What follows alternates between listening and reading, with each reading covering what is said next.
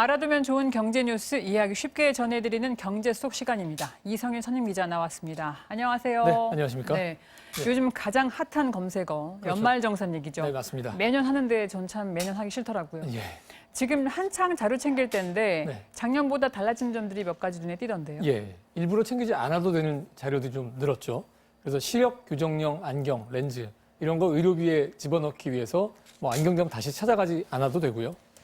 작년에 카드사 포인트로 받은 1차 재난지원금 경우에는 이미 카드 사용액에 이미 포함이 돼 있더라고요. 네.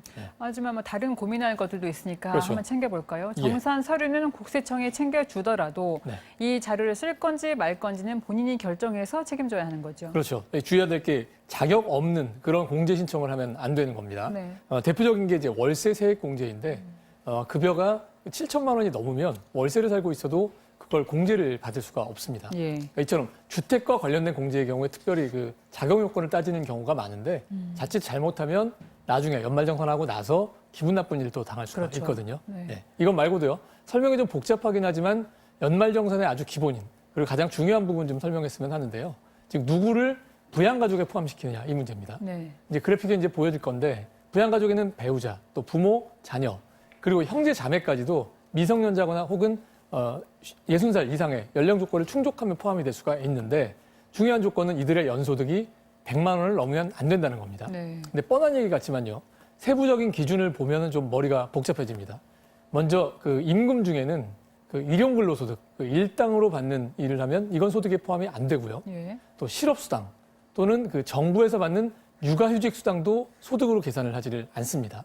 노인들에게 주는 기초연금, 이것도 일원도 포함이 안 되는데요. 네. 반면 비슷한 성격이지만 국민연금의 경우는 그 소득으로 포함이 돼서 대략 500만 원 정도를 넘어가면 이제 부양가족으로 포함시킬 수가 없고요. 예. 또 퇴직금, 또 집이나 주식 같은 걸 팔고 비과세를 받지 못한 양도소득 이런 거는 모두 소득에 포함이 됩니다.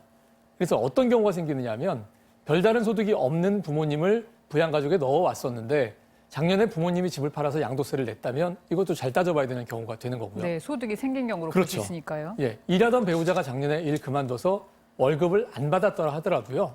실업수당으로 받은 돈은 괜찮은데 또 퇴직금으로 받은 것이 돈이 있었다면 이게 시점이 언제인지를 잘 따져봐야 실수를 하지 않게 됩니다. 네, 연말정산은 갈수록 간편해진다고 하면서 또 갈수록 복잡해지는 것 같습니다. 맞습니다. 예. 그리고 요즘 주식 투자 정말 많이들 하시는데 네. 주식 투자에서 번 수익의 소득 공제도 경우에 따라 다르다면서요. 예. 앞서의 그 소득으로 이제 들어가게 되는 그런 수익이 있는데 예. 배우자나 미성년자 자녀가 그 사람들 명의로 주식 투자를 하고 있다면 신경 써야 하는 건데 예를 들어 삼성전자를 사고 팔아 돈 번 건 괜찮은데 테슬라 주식을 사고 팔아서 100만 원 넘게 수익이 됐으면은 부양가족 자격을 잃을 수 있는 게 이게 원칙입니다. 예. 그러니까 국내 투자와 해외 투자의 차이가 있는 건데요.